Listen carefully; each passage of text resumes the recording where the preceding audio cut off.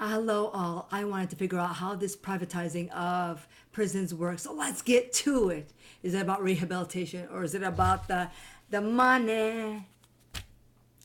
Before founding Core Civics, which is a $1.8 billion industry, Terrell Don Hudos in 1967, he ran a cotton plantation as a warden, and inmates were to pick cotton sunrise to sundown, and if they didn't meet their quota, other inmates were instructed to whip them.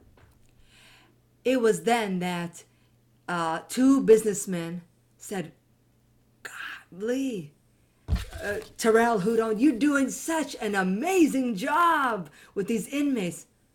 Let's make the prisons a corporation and sell shares on the stock market. Let's make our bank accounts fancy, shall we?" And that's what they did. The first corporate run owned prison happened before then, which was 1844.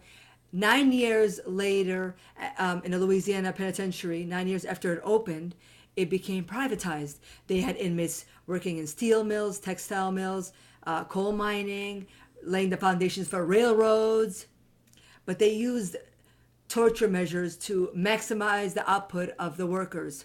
And those measures include watering down, where they poured water down the inmate's throat, and that put pressure in their heart, and it made the inmate feel as though they were dying.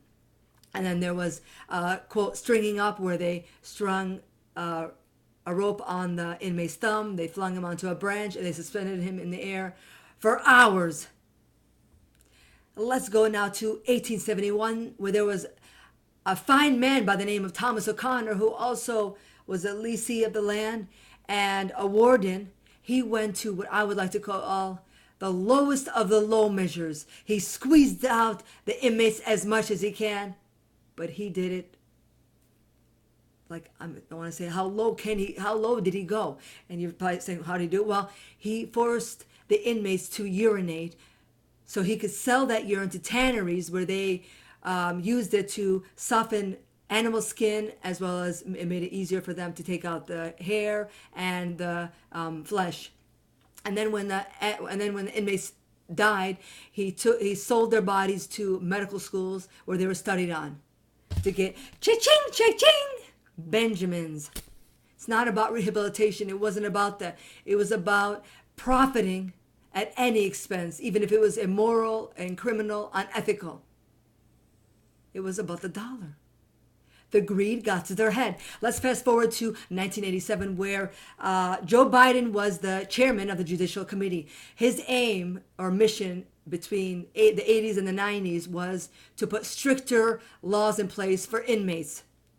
Stricter sentencing, for example, and he did that. He drafted the Violent Crimes Act of 1994, which was then signed by then President Clinton, and that allocated $8.7 billion for corporations to build more corporate-owned prisons. In the 2014, a journalist by the name of Shane Bauer, he wanted to go undercover and see what's going on in Core Civics prisons. So he applied as a guard, and he was told that he will be paid $9 an hour, unarmed, only with a dispatch. And and then they were told that if you see anybody fighting, do not intervene. Your job is to say, quote, "Stop fighting," because that releases you from liability, and it also protects the company from liability and avoiding any potential costly harm to themselves, the guards. And he said, the instructor told them, "Our job, after all, was, quote, to deliver value to our shareholders." It's not about being humane. If them fools want to cut each other, then happy cutting. These people were anything less than human in these eyes of these corporate giants, criminals, who will get justice. In 2000, Shane Bauer also said that he reported that one inmate in particular, lost his legs due to gangrene. And he asked him what happened, and the inmate said that he was asking for medical care for months, and they refused it, so he lost his legs, essentially.